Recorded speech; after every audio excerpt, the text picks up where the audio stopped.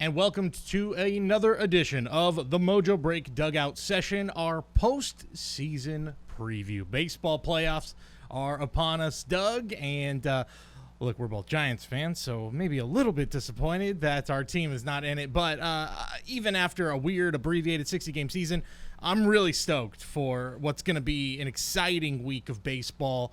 It's going to be like March Madness baseball style. I'm pumped for it. I can't wait. Yeah, baseball playoffs is always when I tune in the most, and I hang on every game because it's just such a different scenario. I know we had a weird year with COVID, only a 60-game season, but now we have expanded playoffs. It's something new, something shiny, and I am stoked for postseason baseball. Yeah, I'm really stoked for it. I will say this. We talked about it a little bit this season, how MLB apparently wants to implement this style of postseason. As if you're watching us on video, you can see the bracket there, a March Madness style, if you will, baseball playoff. But I'm going to take a guess because it's a 3-game series. A lot of things can happen in a 3-game series. You know, throughout a regular season, the best team can lose to the worst team in a 3-game series. It's not a crazy thing.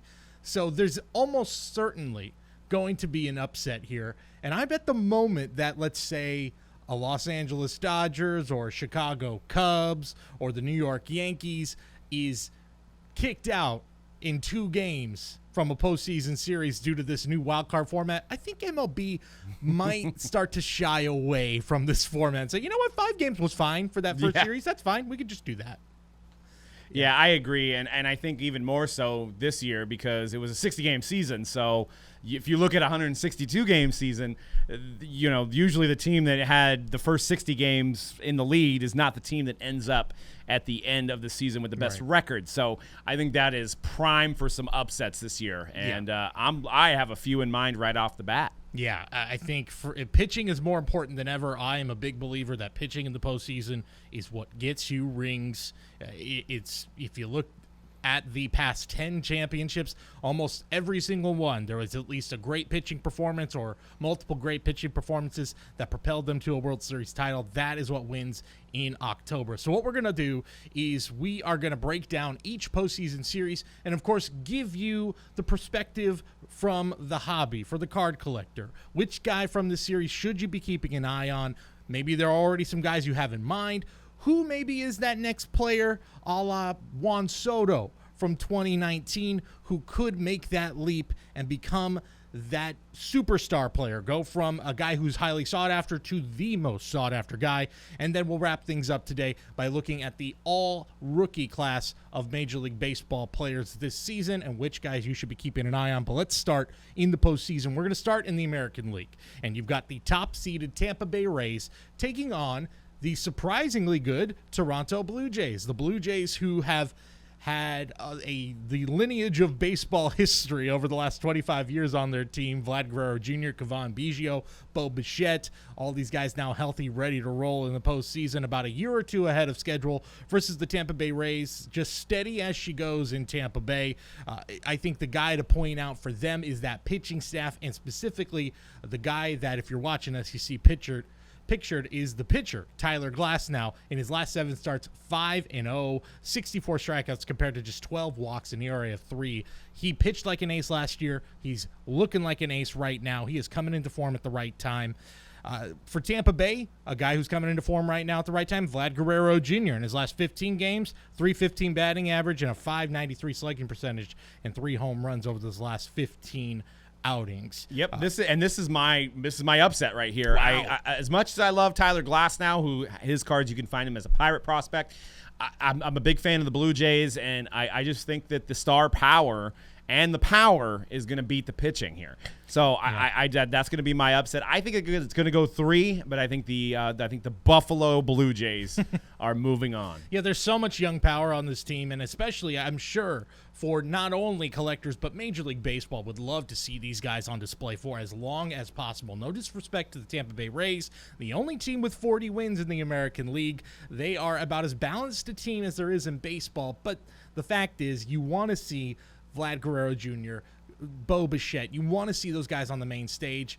The guys who have been the producers for them, Teoscar Hernandez has been a guy who has been a huge contributor to them. Lourdes Gurriel Jr. has been a big contributor. But, yeah, I think that they want Toronto to be the team that moves on here. I'm going to also point out Nate Pearson, a top prospect for Toronto. He's healthy again. I don't think he's going to be a starter this postseason. Want to keep the innings down, but he was throwing 101 out of the bullpen when he came back. I could see him like when David Price helped propel the same Tampa Bay Rays to the World Series as a closer. Adam Wainwright early in his career. I could see Nate Pearson coming into his own in that sort of role if the Blue Jays go far. Unfortunately, I don't think they're going to go far. I think Tampa Bay's got this series in 2 games. With the 3 batter rule too. I mean, this is going to change how the management happens too. So yeah. I mean, you've got to look. I got a righty, but they've got next inning they got 2 lefties and righty. So like that. You can't just be the Bruce Bochy and be like one guy, right? Yeah. So that is going to kind of completely change how this postseason's run. And I think you're going to have to look at some of the better managers as well. Maybe guys that have already been there that can kind of adapt to the situation. Yeah, that's why. By the way, I think Bruce Bochy saw the writing on the wall and said, "Yeah, I'm out of here. This is not my game anymore." That is why I think I trust the Rays and Kevin Cash, who's become one of the most underrated managers in baseball. I like the top 3 pitchers they've got. They're a really good team, and I think they're going to go have a nice deep run here in the postseason. Toronto, great story. I think they're about a year or 2 away. Let's move on to the next matchup in the AL wildcard round. This is one of the most intriguing matchups, I think, of the entire first round of the playoffs. The New York Yankees, the heavy favorites by a lot of people to win the World Series at the beginning of the year, really scuffled about midseason, have kind of come into their own, picked up the pieces. They're getting healthy at the right time. For them, DJ LeMahieu has been the guy, the batting champion in the American League, and a few years ago in the National League. He's the first guy to ever do that in the modern era, and he's doing it for the Yankees and for the Cleveland Indians. They may have the Cy Young and the MVP on the same team, and it might be the same guy. Shane Bieber had a phenomenal season. We talked about him at the beginning of the year. We're talking about him at the end of the year. The fastest pitcher ever to 100 strikeouts. I did the math. I'm not a math major, so forgive me if I got the math wrong here. But if he had a full season, he was on pace for 33 starts and 335 strikeouts. That would have been the most since Randy Johnson back in 2002, and that would have been 11 more or 9 more than Garrett Cole's 326 last season. Oh, yeah, on top of it all, Jose Ramirez, by many metrics, the best offensive player in baseball this season. I think this is another one where I'm not going to so much call it an upset. But at the beginning of the year, if you said Cleveland Indians or the New York Yankees, I think most people would have said the Yankees. But to me, I'm taking Cleveland and that pitching staff. Yeah, I mean, it's hard for me to go against the Indians, but I'm going – you can see my trend. I'm going power. Bowman, 2013 Bowman, Aaron Judge, I would be kind of keep an eye on those. He's got a lot of rookie cards in the 2017 season of cards. That was when he kind of popped out as far as a rookie. His first Bowman's 2013. His first rookie cards were in 2017. So I would keep an eye on that as far as an investment standpoint. Maybe there's some regular Topps rookies that you can get in or some Topps Chromes that you can get in. But I'm going the Yankees. I think power. You can see their run differential. It's almost up there with the Rays there. So, pitching needs to kind of work itself out. But, I mean, if you're scoring 15 runs a game, I think you're going to go ahead and win some series. And when you've got Garrett Cole, I mean, they did not get Garrett Cole for the regular season. They got him for this. If they can steal that game 1 where, man, oh, man, Garrett Cole versus Shane Bieber game 1. Wow. How about that for a marquee matchup? Wow. If they can take that game, then that's what they got him for. But for me, yes, Shane Bieber obviously is the guy, and the Yankees have to get past him. But then if they get past him, they still have to go through Carlos Carrasco, had a great year. They still have to get through Zach Plesac, who came together after that whole Mike Clevenger night out fiasco. And they've got other pieces. Tristan McKenzie's a guy I've talked about before. I think he's an electric pitcher, a guy that I think will come out of the bullpen like Nate Pearson will and provide some innings and be an interesting young guy to keep an eye on. So I love the pitching of Cleveland, so that's why I got to go with them. Absolutely. And next series up, we're going away from pitching. We're going with some power with the Minnesota Twins. I don't know if you saw it over the last couple weeks. I think Josh Donaldson, and some Twins fans can correct me if I'm wrong here, Josh Donaldson gifted a lot of the players these nice, velvet robes that they were all wearing with their number and their name on the back. And then Nelson Cruz decided, I'm going to wear this robe in the dugout after he hit a home run. And then it became like a little tradition over the last couple of weeks here. So the Twins are feeling it. They feel like they are as good as any team in baseball, and they absolutely should. Nelson Cruz had a great year, the ageless wonder. But the pitching has also been a really good story. Kenta Maeda has been the ace of that staff, and many other years where there's no Shane Bieber, he may be the Cy Young favorite. Plus Michael Pineda, remember that guy? He is back and healthy. Rich Hill, another ageless wonder. He's pitching really well for them as well. And then you've got the Houston Astros, who are now one of two teams in Major League Baseball history to make the postseason with a losing record. Feels like a fitting tribute to them after what happened over the offseason. They still make it in, but there's really nothing that jumps out about them. Zach Greinke has been the only guy that's been stable on that staff, and he's even had an up-and-down year. Kyle Tucker has looked impressive. The rest of that offense, though, Jose Altuve, a career worst year. I don't want to say that Houston is dead on arrival, but I'm just seeing a team with energy and that's having fun versus a team that's grinding and just kind of backed into the postseason. Yeah, it feels like the Twins don't have a lot of pressure. And where the Astros absolutely do. And you could see all of their batting averages have gone down significantly compared to where they were at last year during the trash can gate. And I can't see a lot of people picking the Astros. A lot of people are just expecting them to go 2 games and be done, and I think that will make a lot of people happy. Yeah, it absolutely will. Now, I'm not going to totally count them out because, yes, of course, there's the cheating scandals and all that, but there is still postseason experience there. I'm not going to put it all on that's the only reason they won. This is still a really talented team with a lot of really talented guys who came up through that system. Before all the cheating stuff, we all said there's so much talent here. There is. I just don't quite think it's their year, obviously, with everything going on. And I think Minnesota is just feeling it. They've got a lot of really good talent there, a ton of power, a very good pitching staff, and a guy to watch for me, Byron Buxton, the former super prospect, the guy that everybody thought was going to be the next big thing in baseball. And he still has some years where he can put it together. He's just 26. How about this, though? Since he's come off the injured list in the month of September at 62 at-bats, 8 home runs for Byron Buxton in the month of September. That's not what we expected from this guy. So he actually hit for power. We know the speed. We know the defense.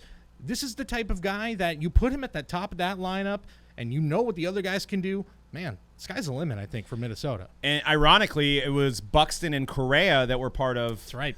I think it's either 13 or 14 Bowman. I'm sorry, I was trying to find it real quick, but they were the 2 prospects to get when that product came out, and ironically, they're playing each other now. Everybody kind of wrote off Buxton. He was supposed to be a 5-tool player. At times, he was really only showing the glove and the speed.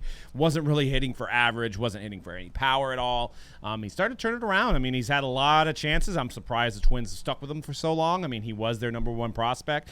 And the Twins, I mean, when was the last time we really talked about the Twins? I feel like it's, I mean, they've had their runs, but I feel like it's like since Kirby Puckett, rest in peace. But, it's been a while since the Twins have been on the radar. And I almost feel like the Twins are America's team in this playoff, at least for this series. Yeah, the Mauer-Morneau era, which had a lot of success. Torrey Hunter in that era as well, obviously.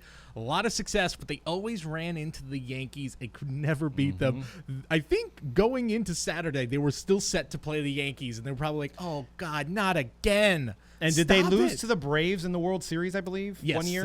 No, they beat the Braves. They beat the Braves, okay. Yeah, the Braves lost. They have not been 4 back to the World 5, Series ever since, and you could say, I believe that many years later we found out that one of the grounds crew there who held his job was to work on the air conditioning, apparently in the 7th and 8th innings of pivotal games, turned down the AC, so it was a little chillier for visiting teams. So, yeah, a little, and the ball would, anyway, so a cheating scandal of their own. Nobody is safe here in Major League Baseball. If you ain't now, not to change the subject here, but I was looking at where they're having the games, and I obviously it looks like they planned it where nobody's going to really have a home game. Is that correct? I mean, it's only so in the first round here. If you're not familiar with how they're going to do this, the wild card games will be played at the higher seeds home ballpark. So in this case, Minnesota will be hosting Houston, and that's how they're going to do it for the first round. And then after that, the American League is going to be playing in California at Dodger Stadium and Petco Park.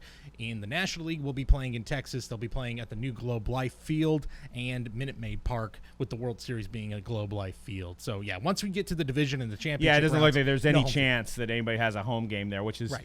I don't know if that was planned out that way, but obviously Texas didn't make the playoffs, so they won't be able to play the World Series at their own home stadium. But it's kind of interesting being in this COVID era where we're kind of moving and shaking here. Yeah, it'll be very interesting to see what happens, and we'll talk about it as we get closer to it. But apparently the plan for Major League Baseball is to have at least some fans when the World Series arrives in Texas. Should be an interesting prospect. Let's move on to the final American League Series. And to me, other than that Yankees-Cleveland series, the other most intriguing series here, the Oakland A's, who they were just kind of steady as she goes as well. They had a really hot start to the season, and they have some power in that lineup. Matt Olson, Matt Chapman, who unfortunately for Chapman, season-ending injury about a few weeks ago. That was a really devastating blow for their chances, but the best bullpen in baseball by far, an excellent bullpen. Chris Bassett has become something of an ace for the Oakland A's, and Jesus Luzardo, the rookie, has looked very good at times. So I think there's a lot of confidence in Oakland, and there was a lot of confidence on the south side of Chicago for the Chicago White Sox. Another one of those teams that, especially for collectors, have been keeping an eye on all season long and for many years now. And here they are in the postseason. At one point, I think they looked like the best team in baseball. They had the pitching. The offense was just lights out. They kind of backed into the postseason here. Luis Robert really slowed down at the end of the year. Jose Abreu put up MVP numbers. Eloy Jimenez, though, got injured in the last series of the last weekend series of the season. His status is up in the air, but a really exciting team. I think when they are playing right, I think they're as good as any team in baseball. This is a hard one for me. It is, and I think A's were my pick for the beginning of the year, so I'm going to stick with that. But and I looked at basically the White Sox are 2-8 in their last 10, so they kind of slid into the playoffs. It doesn't feel like they have a whole lot of momentum going into it. I feel like the A's are hungrier than ever. They may be looking at it like, hey, we've been playing one-game series, elimination games for the last couple of years. We can kind of relax a little bit and got a 3-game series. So I think the A's do take this, which goes against my power versus pitching and the other predictions that I've done. But I do think the A's are a little bit more balanced and a little bit more seasoned than these White Sox, these guys, Eloy, Luis Robert, which I think the White Sox are going to be one of those teams that are going to be around for years, and we're probably going to be talking about them being the top team in a few years. But I think right now they're going to take their lumps, they're going to learn, and I think the A's move through. Yeah, I think the A's are the team to pick here, although I think it gets pushed to 3 games, and I think they buck the trend of the Billy Beane era. I believe it's some incredible stat where in 16 chances to move on to the next round of the postseason, the A's have only 1 win in the Billy Beane the odds era. say it's going to go the other way. Yeah. I mean, at some point. So. But I believe in the bullpen. I believe in the pitching here. Mike Minor has had some nice starts here and there for the A's since being acquired from Texas. I think there is enough pitching here, and I think that the White Sox, they're a really young team, and I think at this point in the season, the way that they've been playing, it's just kind of, it might be time to pack it up. And you know what? Yeah, like you said, take your lumps, learn from it. This is not a team going anywhere. And I think that the American League Central is absolutely up for grabs with guys on the Twins getting older, with Cleveland having some budget issues and maybe not being able to afford some of these big names that are with the team right now. The window is open for the White Sox. This is just step 1 of a long process where they're going to be a contender for many years. Very much, again, cheating aside, very much reminds me of, the 2015 Houston Astros when they played the Kansas City Royals and really gave them a hard time, but then the Royals eventually were able to get past them. And it was that first step for the Astros where it was like, this is the sign of things to come. Don't worry. You got to get some losses in before you can start making your way up that peak and to the top of baseball glory. The one guy I do think is a pivotal player in this series is Yoan Moncada, another guy who was the top prospect in all of baseball and really put it all together last year. Looked like he was on the fast track to becoming one of baseball's best players. Had a rough season this year. He did have a nice stretch in his last 5 games, a 995 OPS over his last 5, but overall this season a 705 OPS in 52 games. One of the few guys who really didn't click this season with the White Sox in a year where everything seemed to go right. If he can put it together and have a nice postseason, he's still what? He's 24, 25. Mm-hmm. He's still really young. It feels like we've been talking about him forever, but that's a guy I think to really keep an eye on. And as I'm looking at this, it looks like each league has their own day. So tomorrow, being Tuesday, we're filming this on Monday. You may be watching it on Tuesday, the 29th. We are going to have all of these games. I mean, how, are they starting them at 10 a.m.? So All-American League for day one, and then get ready, park yourself on the couch for day two. All 8 series will be, all of them are going to be going on. Woo! It's going to be awesome. We're going to have, and they're going to be on prime time. It's like for the first time in like 30 years, there's going to be games on ABC because ESPN has the wild card rights. So they're just like, we don't have enough room. They had to throw some on ABC in the middle of the day. So it's going to be really fun. This is the one thing about it that I'm really excited about is just the amount of meaningful baseball we're going to get. Now, it looks like they're kind of navigating through the NFL. Obviously, I'm assuming there might be some games on Thursday. And the NBA Finals as well, which is going to be aired on NBC, or ABC, I should say, very shortly. So there's a lot of things going on right now that they're going to have to sort of schedule around so they get as many eyes as possible. But it's going to be fun if you're a baseball fan, absolutely. Let's move on to the National League, where we got another team. Here's that second team that did not have a winning record to enter the postseason, the Milwaukee Brewers. But let's talk first about the Los Angeles Dodgers, who historically, I mean, you make this into a 162-game season. The pace they were on was historic. This is, without a doubt, the best team in baseball. It's not even really close. They are the best team in baseball. They have one of the best pitching staffs in baseball. Clayton Kershaw looked like he aged about 5 years backwards and looks like the ace that he once was. Not that he was bad in his last couple of years. They've got a ton of great young pitching. Urias, Dustin May, Tony Gonsolin, young pitchers who have really stepped it up. And, oh, yeah, they got this guy Walker Buehler, who may be the next great pitcher in all of baseball. On top of that, Mookie Betts, Corey Seager had MVP caliber years. And then you got the Milwaukee Brewers, who backed into the postseason, have been postseason factors for the last few years, thanks in part to Christian Yelich, who has flourished and become one of the best hitters in baseball, but not this year. Last week, we talked about some of the most disappointing players in baseball, and I failed to mention the most disappointing player in baseball. It is Christian Yelich, who never figured it out at the plate, an MVP candidate who just couldn't put it together at any point to get an OPS around 700, which is just not what you want from him. The one bright light for them, Corbin Burns, a guy who had a 9 ERA last year, is now among the league leaders. If not, I have to double check. Might have been the league leader in ERA. If not, I think it's Trevor Bauer. But nonetheless, quite a story for Milwaukee. Just trying to give him some positive notes because, look, this should be a slam dunk for the Dodgers. I mean, one thing to keep in mind, and obviously I'm a Giants fan, so I'm trying not to use my hatred for the team over there in Southern California, but you mentioned that the Christian Yelich had a terrible year. I mean, the Brewers probably in any other year wouldn't be in the playoffs, but I feel like they're playing with house money. Like, they can go out there and nobody's expecting them to win, whether it's the complete opposite on the other side. The Dodger fans, World Series championship or bust. I mean, so there is a lot of pressure. We know Kershaw and pressure, usually not in the first round, but, usually later on. But I was actually just looking at some stats, and Christian Yelich is batting .500 against Kershaw in 18 at-bats, small sample size, wow. 9 hits, 2 home runs. He's actually batting .714 against Kenley Jansen. So, I mean, maybe this is the time that he's like going to wipe away the 200 batting average. Time to get right. And it's, it's a new season for him. And, like I said, they don't have anything to really play for. They're not expected to win. So I'm not saying there's going to be an upset, but I think it'd be closer than people think. Yeah, that's interesting. And that's the other thing I was going to say is that with these 3-game series, as mentioned, anything is possible. Anything can happen here. And if the Dodgers were to lose this series, I'm not sure I would put it at the biggest upset in playoff history just because of the nature of this series. Got built-in excuses, too. But boy, oh boy, would it be quite a failure, much bigger than last year against the Nationals, who the Nationals were on fire going into the playoffs. So it wasn't the craziest thing in the world to me that they were able to beat the Dodgers in 5 games.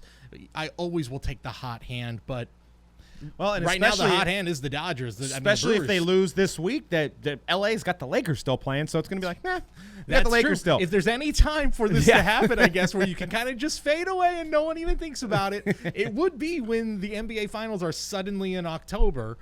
Maybe not a bad chance to, if you're going to. But, you start going into the World Series and it happens again. Now the finals are already done, and now it's all eyes on the Dodgers. Man, oh man, how about being an LA sports fan this month where you've got the NBA Finals, and if the Dodgers can make it where the NBA Finals ends and maybe the Lakers are champions, and then the World Series begins almost immediately afterwards. It's pretty crazy.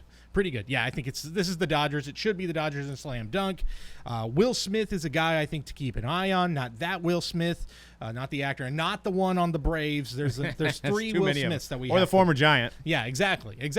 There's too many Will Smiths to balance right now, but keep an eye on this guy, a 25-year-old catcher. He is the starting catcher now for sure for the Dodgers. 18 games in September, a 1.048 OPS, 348 batting average, 427 on base percentage. This guy's the real deal. There's so many great young players in LA, it's hard to keep track, but keep an eye on that guy for this series.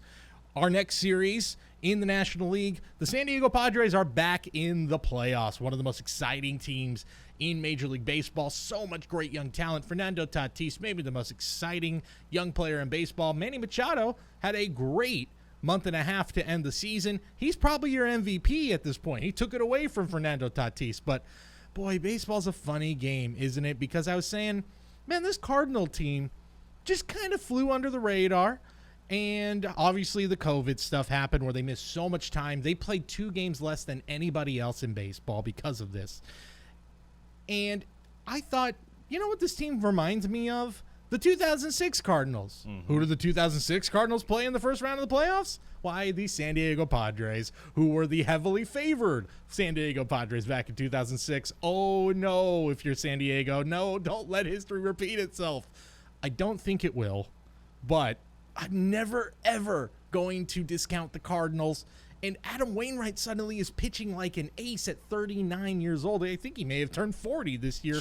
So good for him for keeping it up. And for a few years where it looked like his career was over, I'm still going with the Padres, but the Mike Clevenger injury worries me. The pitching depth worries me a little bit, although the bullpen is much better with Trevor Rosenthal there. And the Cardinals, this has nothing to do with any statistical analysis or anything. Whenever I don't think about the Cardinals as a factor is exactly when they are a factor in the playoffs. Same with 2011, where I thought, the Cardinals are in. No big deal. There's better teams than them. And then lo and behold, they won the World Series. Yeah, I mean, one thing to keep in mind, too, from a card perspective is Manny Machado's cards, 2010 Bowman Chrome draft. And, obviously he's pictured on an Oriole because that's the organization he got brought up with. But you're starting – some of his autographs, first Bowman autographs, are hanging around $200-300. I mean, this guy's electric. He could go 4 for 4, 2 home runs. Maybe hit a cycle in one of these playoff games and everybody's going to be watching. So I think there's some room for growth there. And maybe if it's not necessarily his Bowman Chrome, maybe – navigate through some of his other cards. He does have that kind of a-hole stigma about him that I think kind of prevents him from being like a Mike Trout to this hobby. But, if he's out there performing, I think it's going to be hard to not notice. And I think it could be a situation where you get his cards. They beat the Cardinals. I'm picking the Padres to beat the Cardinals. And, him and Tatis they're getting the limelight. Yeah, I think that this is one of those series where I could see the Cardinals actually upsetting the Padres in Game 1, but then the Padres taking the next 2 after that. And for Machado, that's such an easy buy to me. If you've got the money lying around to do that sort of purchase right now, to get a Manny Machado, first Bowman auto right now, he could win the MVP. That team could be in the World Series. The sky is the limit for this guy. He's still what? You think he's just turned 30? So there's still a ton of prime years there with a good team in an exciting place, an exciting young team with a lot of great talent around him. That, to me, that's easy. Absolutely. And one of those young talent that I also would keep an eye on, mentioned him at the beginning of the season, his value has only gone up. Trent Grisham. fun young player. I think he ends up hitting 10 home runs this year. I love that he does the little sign language of how many home runs he's hit when he's going around the base paths. He's a fun player, exciting to watch, and with an exciting young lineup all around him. I think he's one of those guys that we're all focusing on Machado. We're all focusing, hell, Will Myers had a fantastic year. And we're focusing on Tatis. Grisham, to me, a guy who could be an X factor in this series. And we normally don't talk about this on this show, but after watching the Giants play the Padres again for this final weekend here, I was like, the Padres unis are kind of cool, man. I love them. The light brown with the pinstripe, it's pretty clean. I like to collect other baseball team hats. It's something I do. There are certain hats I don't usually get. I don't usually get teams that play within the same division as my favorite team, the Giants. I think I'm breaking that rule for that brown Padres hat. I just love it so much. It's such a good, clean look. Yeah, and then even there's some of the throwbacks they've worn, like the Tony Gwynn era, like young Tony Gwynn era. Should have gone back to this look so long ago. I don't know why they went with that sort of everybody's blue and white. It's kind of a boring look. Nobody is brown and yellow, and it's such a unique striking look. It is. Anyway, no surprise. I mean, they could get a sponsorship from UPS, too. There you go. Exactly. It's all it took to become relevant again. Go back to the Browns. That's all you need. What can Brown do for you? Well, right. Let's move on. You want to talk about another series that is going to bring back some bad memories to one of the teams. Cubs Marlins. Where have I heard that before? Where's Bartman at? The Bartman Revenge Series is here for Cubs fans. I know they got the World Series already. The monkey should be off their back, right? Well, not so fast. I think this is where you truly exercise those demons of years past. Of course, the Miami Marlins, nobody expected them to be here. Another team plagued by COVID early in the season, missed almost a week and a half of play, and then sort of rallied around it. Rallied around the fact that half that team were guys who weren't supposed to be there. At one point, there was like a speed skater on the team, and really showed a lot of grit, a lot of determination, and makes the postseason for the first time since they played the Cubs in that 2003 postseason. As for the Cubs, a team that, if you look at how they got here, it's kind of a head scratcher. Chris Bryant didn't do well. Anthony Rizzo didn't do well. Javier Baez didn't do well. So how'd they get here? Yu Darvish has a Cy Young caliber season. Kyle Hendricks, not far behind him. Ian Happ and Jason Hayward were actually the two best hitters on this team. They also went into the playoffs hot. Chris Bryant was starting to swing the bat well as they entered the postseason. So I'm not going to say the Cubs are a dark horse here to make a run, but I certainly think they get out of this first series. Yeah. Although I think the Marlins do give them a fight here. Yeah, I mean, I can't go against the Cubs either. I've always been a fan kind of the Cubs, of visiting their stadiums, amazing, the history, the ivy, all that stuff. And I've met Chris Bryant several times, too, and he's just one of the nicest guys, ever. I think he goes home and watches Disney movies. He's just a really wholesome type of guy. So I'm rooting for the Cubs, and I think it's going to be a pretty easy series for the Cubs. I think those guys have all the experience. Their main guys have been there, and this is just another day at work in the first round of the playoffs. Yeah, I think there is also a bit of the chip on the shoulder effect here where, after 2016, it wasn't a question of, what a great World Series, enjoyed this one. People were talking about this team like, here we go, the next dynasty in baseball. Before the Astros, where I feel like the Astros kind of took that the next year of this is the next dynasty in baseball. Everybody was saying the Cubs are baseball's next dynasty. These guys are young. They're going to be here for a while. They've got a great GM, and they've kind of just fallen flat the last few years. So I think there is something to prove for a lot of these guys. Obviously for you, Darvish, with all of what happened with him connected to the Astros as well when he was on the Dodgers. I think there's a lot for him to prove in the postseason. I will mention for the Marlins, they have three great young pitchers, Pablo Lopez, Sandy Alcantara, and Sixto Sanchez, all of them with ERAs in the mid to low threes. All of them, I think, the oldest pitcher of that group is 25. So those are three guys who are going to be there for a while. This is not a moment. To me, this isn't as fluky as it seems with Miami.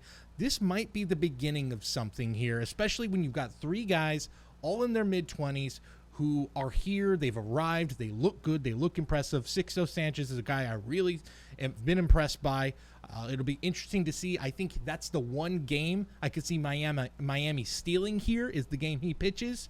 But I think ultimately the Cubs have more talent, they have more experience, and they have more pitching. I think they take this series. And you know, one tidbit I thought about pitching too is one thing that you don't kind of think about because it was a 60-game season is these pitchers have like half the normal amount of wear on their arms. They are so fresh right now. Exactly. So you got that scenario where maybe like what if like Darvish is pitching and he's up to 100 pitches, like they're probably like, well, just keep him going. He's effective, right? And you're already feeling like that in a regular postseason anyway for a lot of guys. Yeah. Right. So now it's like these managers know, hey, well, normally they're already past, X amount of innings, and we're not even close to that. So it'd be interesting to see how the strategy goes to the pitching side. Like maybe if we have we were talking about the Bieber matchup with Cole. Like, I know Cole's had some injuries, but it's like a 1-1 game in the ninth and they've only thrown like 100 pitches, like, are you just going to like keep them going? Because you don't have to really worry about as much wear and tear, especially if they're a guy that's been through many seasons of baseball. So,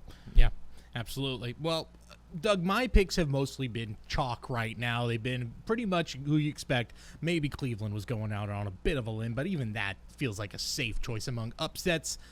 Here we go.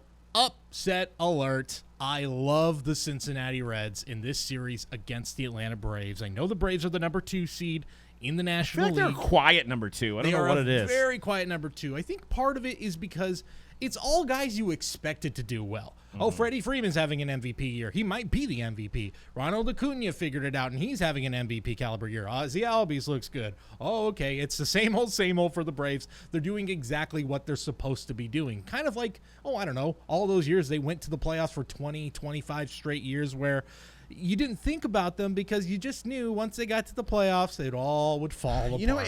Freddie Freeman's one of those guys. He's been in the league since, I think, 2011, so he's been part of that team forever. Might be the most underrated player of baseball. He might. I feel like he's like the same category as like a Joey Votto, where, he's doing the job every day, but it's just like nobody really notices it. And then you have like Acuna that comes around. Everybody's going to buy the Acuna jersey. Yep. But what about Freddie Freeman? He's been there. Yep. Or like David Wright, when he was doing well for the Mets and he was, Captain America, they called him. It's like in the hobby, it's like people really like, it's David Wright. It's Joey Votto. Yeah. It's Freddie Freeman. I don't know why. It just feels like that. Obviously, solid players, potential Hall of Famers, but it's just like there's not like, I don't know. It's just like they just do their job quietly, and that's probably a good thing, but it doesn't get a lot of hobby attention. Yeah, it might be interesting for a future play with Freeman if you can find him for a good enough price, because to me he is on a Hall of Fame trajectory right now. So it may take years after he retires where he gets on and he gets into the Hall of Fame and suddenly people realize, oh, wait a minute, I'm holding on to a Hall of Famer right now. Right.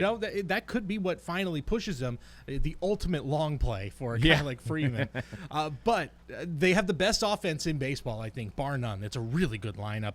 They've had a lot of pitching injuries. Mike Soroka, who was their staff ace, out early in the season. They've had a sort of a patchwork rotation. Cole Hamels, I believe, who's a big acquisition, is out for the entire postseason. Would have been a huge asset to have. To me, there's just not enough starting pitching. And on the other side, you have an ultra-confident Cincinnati Reds team. You want to talk about confidence on the mound. Trevor Bauer just had a phenomenal final start to the season.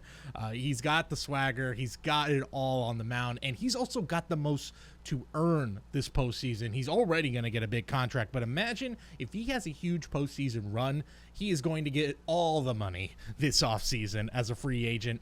And then after him, you got to go through Luis Castillo and you got to go through Sonny Gray.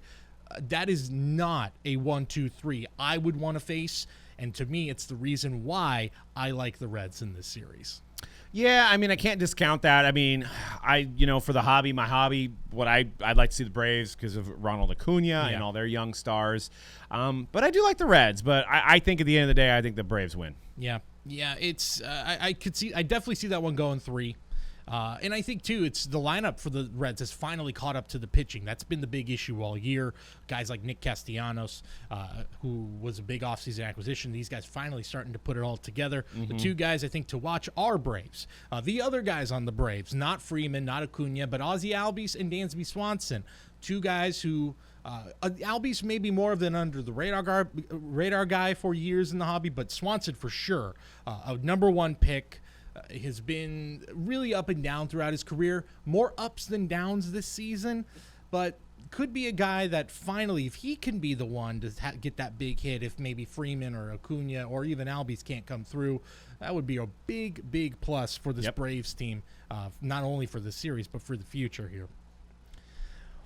Well, before we move on from the postseason, every year there does seem to be that breakout player. Last year it was Juan Soto.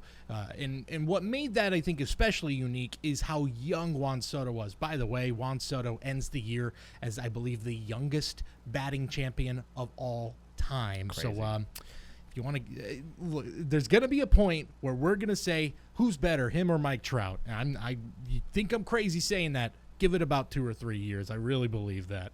But Soto had an incredible postseason last year and became, other than Strasburg, the star of the playoffs. So my question to you, Doug, who do you think could be that next guy, not only in baseball, but that it reflects over to the hobby, that goes from a guy who a lot of people like him, a good, interesting young player, to maybe there's some plus side here, to absolutely one of the 2 or 3 most sought-after players in baseball? Does anybody become that this postseason? If you're watching us, a few guys pictured there. The obvious choices: Fernando Tatis, Ronald Acuna, Eloy Jimenez, Luis Robert. But then there might be some other guys to keep an eye on as well. Anybody catch your eye as that next guy to take that leap like Juan Soto did last year?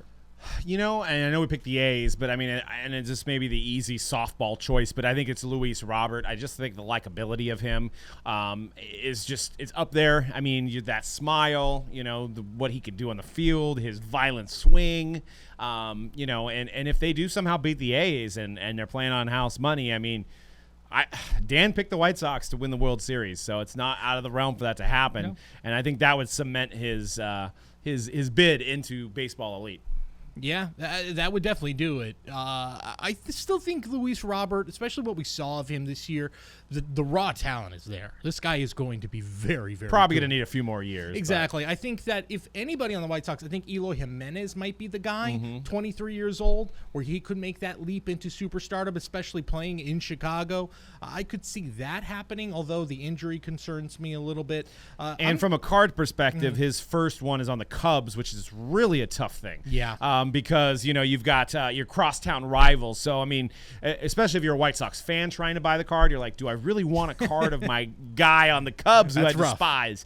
So, but, I mean, he does have some rookie cards. He has some rookie autos that might pop more than his first Bowman. See, if I was a White Sox fan, it would almost give me more incentive to get it, because I could just laugh at it. Every time I see Eloy hit a home run, I feel like, my Cubs fans, friends, can't enjoy this like I am. It would make me giggle. True. You could look at it that way, too. The guy I'll say is a huge dark horse. A few other guys I would mention: Dustin May, who has had some really hot starts for the Los Angeles Dodgers. There always seems to be, that's the other thing, is there's always like maybe a hitter and a pitcher. There's always one guy each postseason. I could see that guy being that. Jesus Luzardo. He's got the hair. He's got the pitching hair. That's the other part of it, is that if he's really good and he's got that big carrot top hair, instantly people are going to say, who is this guy? Right. I like this guy. This guy's fun. I could see that becoming an instant hit with like regular baseball fans who are just kind of casually getting into it. Jesus Luzardo for the A's, I think, is an interesting play as well. Gavin Lux may get some at-bats here in the postseason, and he was the top prospect in all of baseball by many measures going into the season. My big dark horse, though, is going to be Dylan Carlson of the St. Louis Cardinals, because, like I said, just when you think the Cardinals are out, they pull you back in, to paraphrase an old movie I once knew about. But the Cardinals are always that sneaky team, and Dylan Carlson is only here because there's nowhere for him to play. He was a minor leaguer who was probably going to be in AAA this year. He's 21 years old. He's got all the ability in the world. He was across the board a top 10 prospect by most lists, and it just would not shock me if a Cardinal who nobody heard about before the season started, suddenly went on a tear. Right. All 2011. It was 2013. Michael Wacha had that huge NLCS postseason. MVP. Yes, that huge postseason. David Freese, of course, in 2011. There's always a guy on the Cardinals. Itself. That's true. Yeah, That's always a good guy on strong the buy. Cardinals. I think his cards might be already a little, but not like they're not Robert or they're not. There's still some room there. Yeah, exactly. I think he's just below all those guys. Robert, Lux, some of the guys we're mentioning here. He's just below them. It just wouldn't shock me if suddenly we're at the end of October going, Dylan Carlson, and World Series MVP. Who would have thunk it? Right. It may be a long shot, but who knows? Finally, we're going to talk about the all-rookie team as we want to focus on the hobby as we say goodbye to some of these great rookies and a great rookie class here in 2020. It really was a good one. Some of the guys on the first team rookies would be Alec Baum of the Philadelphia Phillies, Kyle Lewis, who may be your American League Rookie of the Year, the aforementioned Luis Robert. A lot of big names that you would expect. There's some interesting names that were not top prospects, guys like Jake Cronenworth, who may be the National League Rookie of the Year, but is already 26 years old. So unfortunately for us as collectors, not necessarily at the top of the list. But I've got an image here of like the 4 guys on that all pipeline or the MLB pipeline all rookie team that were in that top 25, top 30 prospect range and sort of seen as can't miss guys. Like I mentioned, Alec Baum, Kyle Lewis, Luis Robert, and Sixto Sanchez of the Miami Marlins. So Doug, of those 4 guys, which one in 5 years are you like, this guy's going to be the best player in baseball, would love to have his card? And which of those guys are you thinking, this guy is a one-year wonder or won't be exactly what we expect him to be, won't live up to the hype? And I already mentioned Robert, but I'm going to go with Kyle Lewis here just because I've seen him play in person, and I mean the speed is incredible. And back then when I seen him in San Jose, he didn't quite have the power he has now. I think he's really a shoo-in for a 5-tool player, and I think that organization is on the right track, which is also something to keep in mind. Jared Kalenic's about to come up. They've got Julio Rodriguez. They've got a really deep farm system that I can't see them failing. I could see them contending. And I think the one that's going to be a pretender is Sixto. He's a pitcher. He originally was on the Phillies, got traded to the Marlins. And, pitchers just don't seem to sell for the hobby. So my pick is going to be Kyle Lewis. Yeah, especially if you're on a different team. And obviously, unless you're a guy like Justin Verlander who can do it for 15, 16 years at a high level, it's very, very tough to make that leap and become something a card you'd want forever and ever to hang on to. Yeah, I think of this group, Kyle Lewis really impressed me this year. Just kind of does everything. He had that catch where, when you're wearing a Mariners uniform and you're roaming center field and you make a catch like he did against the A's a few weeks ago, you have to think of Ken Griffey Jr. Look, we're not saying he's Ken Griffey Jr., but it was a really impressive moment and kind of gave you a glimpse into the future. And you're right, Mariners are building something there. It looked like this year there was momentum for the first time in a while. Mm-hmm. It wasn't just kind of like a fluky, season where they got a winning record. There was real momentum of their building towards something here. I really like Alec Baum of the Philadelphia Phillies. I liked what I saw from him. Mm-hmm. He's got the right name for home runs, too. Yes, he does. Absolutely does. And playing alongside Bryce Harper is going to be pretty good, I would think, for him. That team, though, I don't know what it is. They just cannot get the recipe quite right now. And I think there's going to, once again, be a lot of changes there in Philadelphia, but he is definitely part of the solution there. And yeah, I like Sixto a little more, I think, than you do. I think he still might have, I think there's still a lot of room for him to improve, but also playing in Miami is always going to be a hindrance. I know Miami's a hot city right now for sports. It's good to be a Miami's fan. The Heat are in the finals. I think the U are doing pretty well right now. Maybe the Marlins make that leap, but until we see that, that's just going to be hard for him. And then lastly, 2 guys that I want to mention who are on that second rookie team were Ke'Bryan Harris and Bobby Dalbec. Bobby Dalbec for the Red Sox. Again, the Red Sox kind of fell under the radar this year, which is not something we ever say about the Boston Red Sox. But Bobby Dalbec is a guy to keep an eye on. I think he had a streak of home runs that very few Red Sox players have ever done in their career. A guy that I think is someone to definitely hang on to. And then Ke'Bryan Harris was out with COVID early in the season, and if he had... I believe it's Ke'Bryan Hayes. Ke'Bryan Hayes, excuse me. I keep saying Harris. Thank you. It's very easy to see it that way, too. Yeah, so. yeah, I know. My mind says one thing, takes in another. Ke'Bryan Hayes, whose father was a major leaguer, by the way, and boy, there is a wealth of guys like that in major leagues right now, and all of them seem to be pretty good, so he's following in the footsteps of those guys. He was out with COVID early in the season, and if he had a full season, I think we'd be talking about him a lot more. And Doug, I was talking to you before we started. He's part of the 2015 Bowman class, first Bowman class, which if you're looking for a good play right now, he's in there. There's Mountcastle in one of those sets, I believe. Yeah, it's actually all out of Bowman draft, which actually came in 3 different formats. It came in hobby, jumbo, and super jumbo. And it's a star-studded class, but it's guys that are like on the tipping point. There's not like a Judge or a Tatis. There's guys that are almost primed to be there. You've got Benintendi in there, who's obviously won a World Series, but kind of fell into oblivion this year. You've got Swanson. He's pictured on the Diamondbacks because he was the first overall pick. He's in there. You've got the aforementioned Ke'Bryan Hayes. You have, like you said, Mountcastle. You have Buehler. You have, Austin Riley. It's a pretty star-studded class, and those boxes are still pretty affordable. I think they made the most that year out of any of the last 10 years, so that might be why. But I think once demand goes up, supply is going to go down, and no doubt one of these guys is going to be a top player. And I just actually looked at Ke'Bryan Hayes' stats, and 376 5 home runs for the season. Granted, it was a small sample size, but that's pretty dang good. Yeah, I think that's a really good play. And those names you listed, there's a lot of guys there that I think are future All-Stars, future Cy Young Award winners, who knows, maybe an MVP in that lot. A really good low play there. And for Dalbec, you're on the Red Sox. They're not gonna be bad for a long time. Exactly. They're playing in Boston, and at the moment they can say, okay, we got this guy, we got Rafael Devers still, there's Xander Bogaerts here, Chris Sale was out this year, so he'll be back healthy next year. They could go from last to first, and it wouldn't shock me next year with the right moves. That might be a very good play. Well, Doug, I think that's gonna wrap it up because we got to get ready for the playoffs, man. There's too much baseball to watch. I cannot wait. Real quick, World Series pick. Who you got? You know what? I'm going to stick with the A's.